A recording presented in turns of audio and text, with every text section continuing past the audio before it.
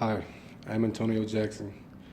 I am here to discuss the reading that we had from the textbook and the two pieces of literature that we were given to discuss also. The first one I'm going to discuss is the song that we heard about Nia Simone. She was talking about the ways that her people were being treated back in the day. It was all because of the Jim Crow laws that they passed. They passed those laws just to keep the inequality at where it could be.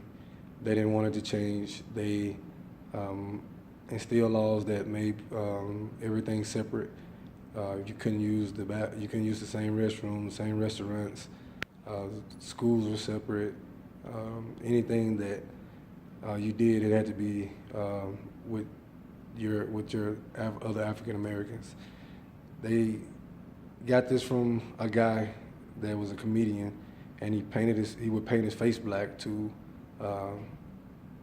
insult the African Americans while he entertained the white crowds. In the song, she just expressed the things that she saw, and she did it in great detail. Like she compared it to strange fruit, but the strange fruit that she's talking about is the lynchings that happened in the time where they were very formidable. From 1884 to the end of the century, they averaged basically one lynching a day. So pretty much someone got lynched every day, and they felt that that was okay. So she took the time out to kind of paint a picture of what she saw, or what will be seen by anyone that goes there. They did the Jim Crow Act just to keep the the African Americans at the level that they could always be inferior, because that's the way that they were always seen. And I kind of correlated to something that I saw in the video, that there were kids there were children. So you're instilling this in your child's head at a very early age, and I think that's kind of some of the things that we see today. Like we had an incident just yesterday or the day before where a guy gets shot with his hand up, and the cop is saying that she's telling him to put his hands up, and you have video evidence that's saying that his hands are already up, but everything can be justified with institutional discrimination. And the second piece of literature was the poem by Langston Hughes.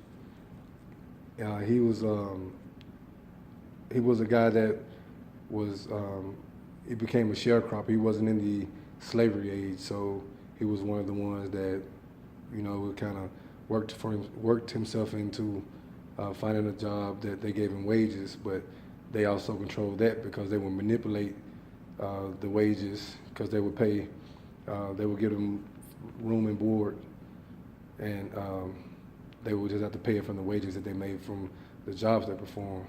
And in the poem, he kind of expressed that it says, "I am the darker brother. They send me to eat in the kitchen when company comes, but I laugh and eat well and grow strong."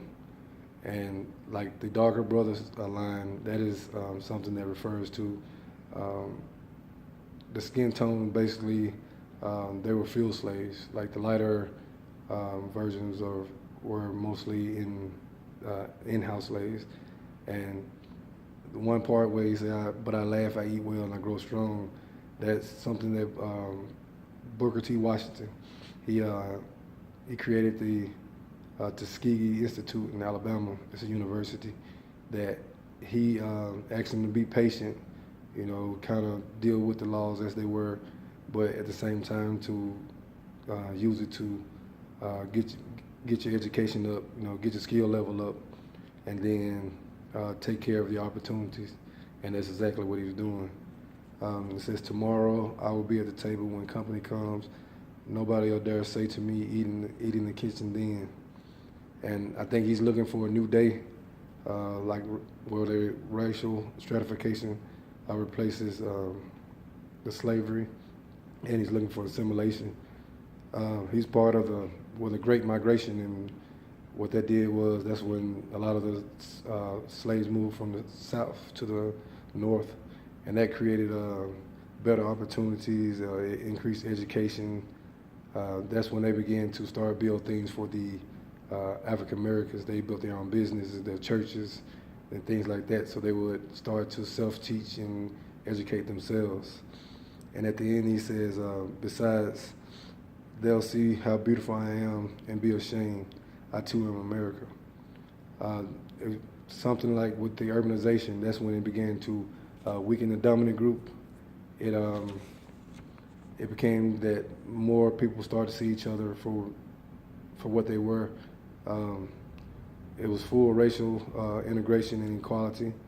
So they didn't deal with race so much toward the end of the urbanization. And I think one part of what he says that what he eating at the kitchen, I think that he's looking for the end result, and I think that he's thinking that maybe one day he'll be eating at his own table. All right, thank you.